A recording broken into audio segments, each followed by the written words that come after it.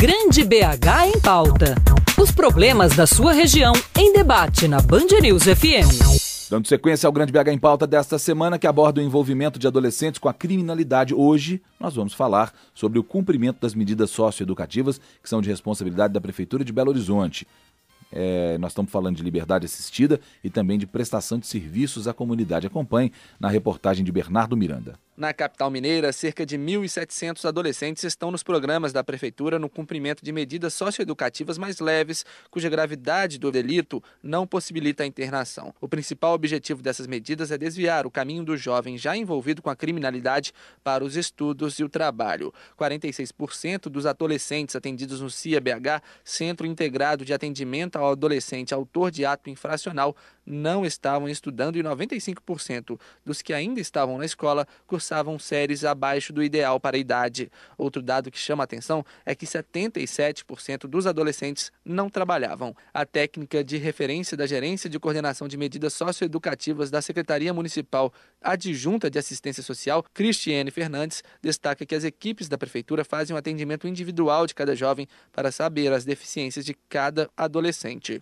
Se ele está evadido da escola, ele é sensibilizado juntamente com sua família para que eles retornem, para que o jovem retorne e tenha o acompanhamento da família durante o percurso escolar dele. O trabalho também é feito junto à educação municipal e estadual, na garantia da permanência do adolescente e buscando dentro das próprias propostas de educação formas de inclusão mais adequada para o jovem. Então, se o adolescente tem alguma dificuldade em relação à questão educacional, as medidas socioeducativas, junto com a Secretaria de Educação, pensa alternativas para este jovem. Então, eu acho que a gente pode pensar que a profissionalização também de adolescente, ela também não é dada em um único momento. Também a gente entende a profissionalização também como um processo. Então, é difícil a gente pensar em profissionalização sem a inserção na escola formal. Cristiane Fernandes também admite que há sim casos de adolescentes que apresentam resistência ao atendimento, mas que as equipes estão preparadas para lidar com esse jovem na tentativa de alcançar a ressocialização. Tem casos de adolescentes que têm uma certa resistência, porque tem dificuldades de pensar outras respostas possíveis que não o ato infracional, e tem adolescentes que dão conta de fazer essa resposta diferente do ato infracional com mais rapidez. Então é difícil de dizer assim em números, porque a gente lida aqui em Belo Horizonte, a gente lida com adolescente mesmo, assim, o nosso atendimento ele é particularizado, individualizado. Como que se chega, ao fim de uma medida? Muitas vezes quando o adolescente conseguiu minimamente organizar alguns aspectos em sua vida, E se esses aspectos, muitas vezes ele consegue cumprir uma medida, mas não necessariamente terminou o seu processo de profissionalização, Ele consegue organizar, responder à lei de forma positiva, mas alguns aspectos, por exemplo, como de profissionalização, ele ainda não terminou. Então, a gente encerra o cumprimento da medida e aponta, para outros parceiros que ele precisa ainda continuar alguns processos. Se a gente tem uma cidade, que tem dificuldades também, e resistências também em ver o adolescente e de que este ato infracional é um momento da vida dele e não o rotula para sempre, a gente vai ter uma boa resposta dos adolescentes. Então, a gente tem que ter realmente um conjunto de ações. Então, a responsabilidade de cumprimento de medida socioeducativa e de interrupção da trajetória infracional, ela não deve recair em cima só do adolescente.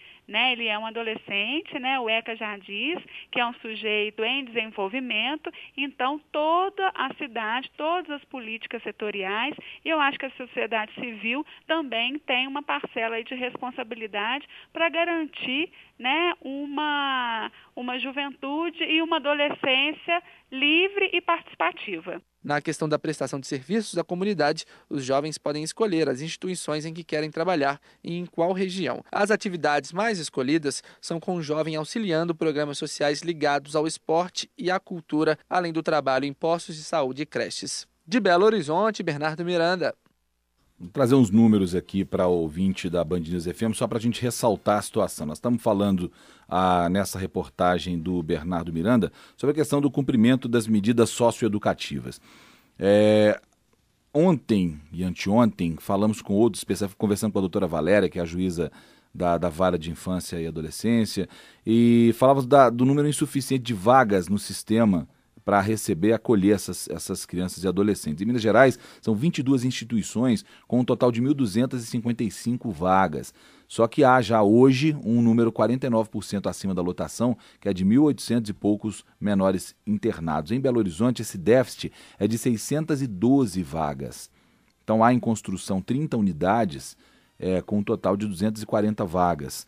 O que ainda é muito pouco, porque não consegue chegar ao número que se precisa. Quando essas unidades estiverem prontas, outros jovens infratores estarão precisando dessas vagas. Então, definitivamente, a impressão que dá é que o problema não passa por aí. E para falar exatamente sobre esse assunto, para tentarmos entender melhor como é essa dinâmica, o que pode funcionar para resolver o problema da criminalidade de jovem e adolescente, nós vamos conversar com o coordenador do Núcleo de Estudos Sociopolíticos da PUC Minas, o professor Robson Sávio, que está conosco na ponta da linha. Professor, bom dia. Bom dia para você, Luiz Fernando, para todos os ouvintes da Band News.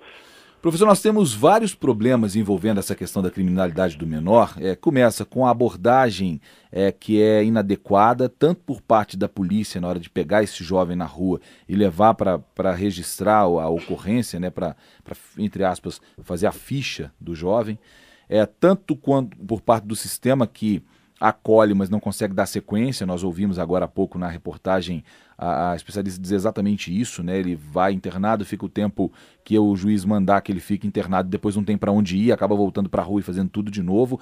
E depois a própria sociedade, que não sabe lidar com essa situação. Há uma solução para isso? Quer dizer, se de repente o governo estadual ou o governo federal resolverem pegar para si a responsabilidade de lidar com esse assunto, pode ser uma esperança que se construa uma rede mais eficiente? Olha, Luiz Fernando, o problema, como você disse, a reportagem mostrou, ele é um problema bastante complexo e, como todo problema complicado, a solução ela não é simples. Ela passa por uma série de ações do poder público, obviamente também, como a reportagem destacou, com a participação da sociedade civil. E você fez aí um diagnóstico, tipo assim, de quando esse adolescente ou jovem, ele já é pego, digamos assim, pelo sistema de justiça juvenil, mas nós, inclusive, temos problemas anteriores, né? Uhum. Por que esse adolescente chegou ao ponto de estar cometendo algum ato infracional? Onde foram as falhas? Quem são os responsáveis pelas falhas e quais seriam as soluções para prevenirmos que tantos adolescentes entrem, digamos assim, para o mundo do crime? Hoje nós sabemos que a maior motivação dos adolescentes começarem a entrar em atividades criminosas passa pela questão do uso de drogas, não é? Sim. Agora, nós temos no Brasil uma política totalmente equivocada em relação à questão das drogas. Primeiro, porque o consumo de drogas ele é uma questão de saúde pública e é tratado como um problema de polícia.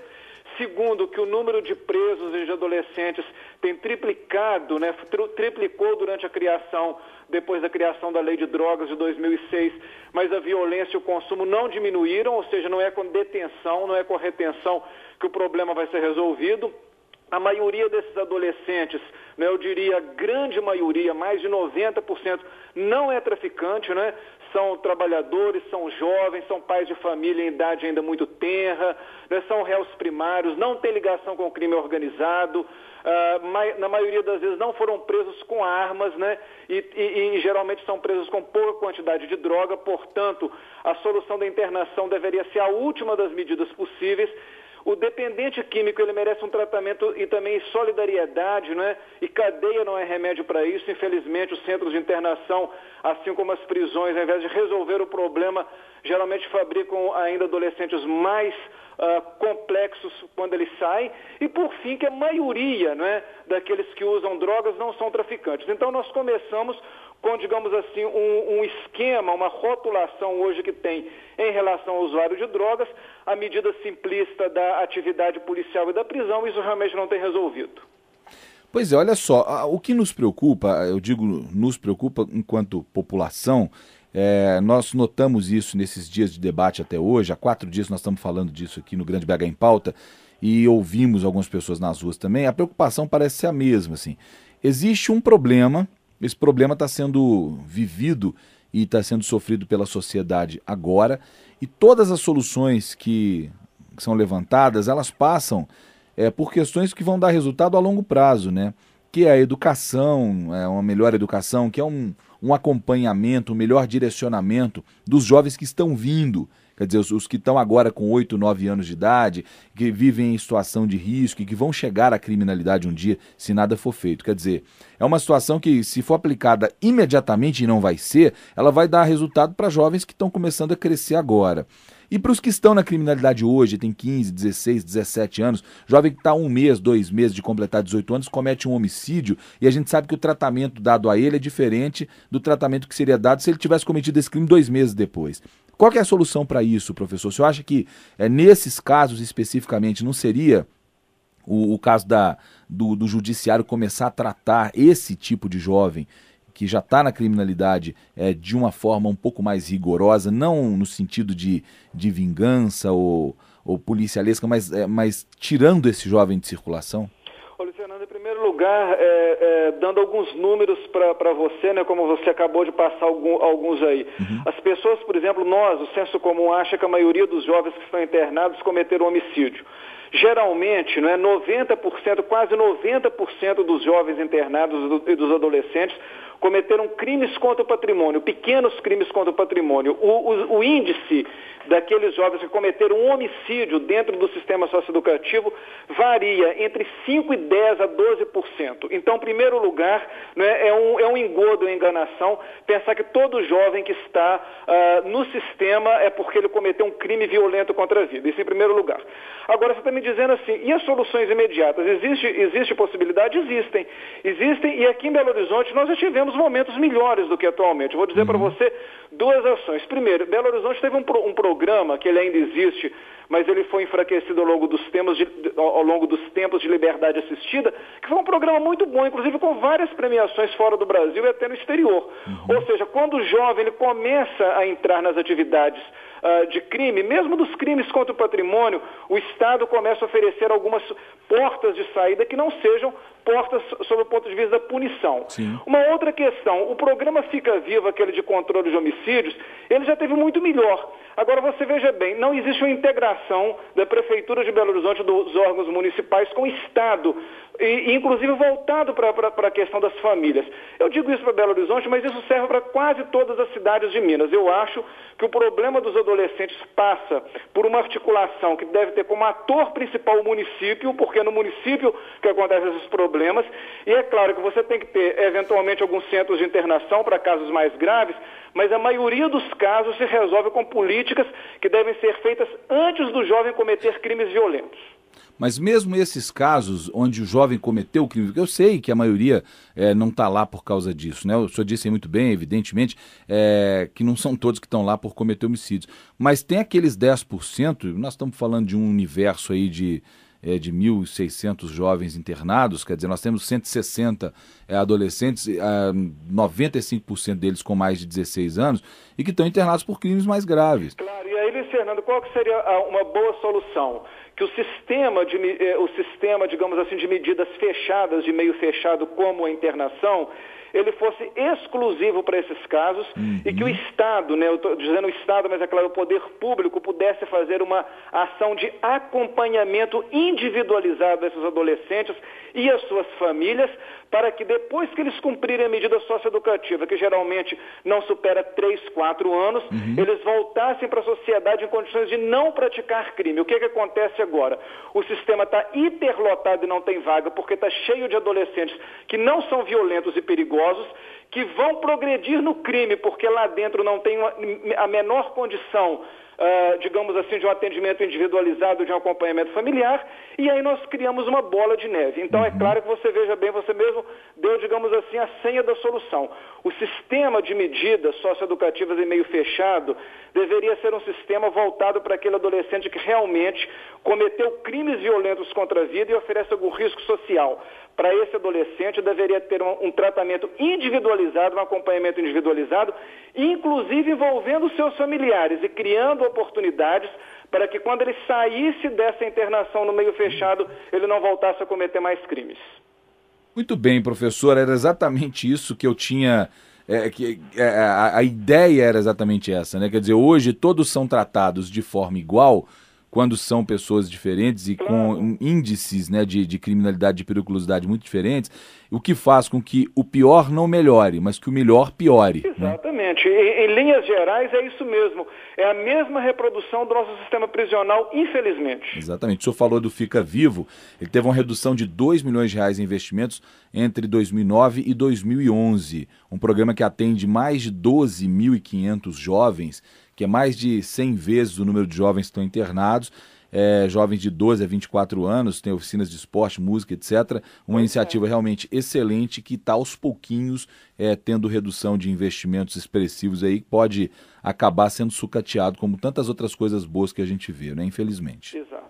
Professor Robson Sávio, da PUC Minas, coordenador do Núcleo de Estudos Sociopolíticos da Católica, falou conosco. Obrigado, professor, mais uma vez, por atender a Band News FM. Bom dia para o senhor. Grande abraço para você, Luiz Fernando, e para os ouvintes.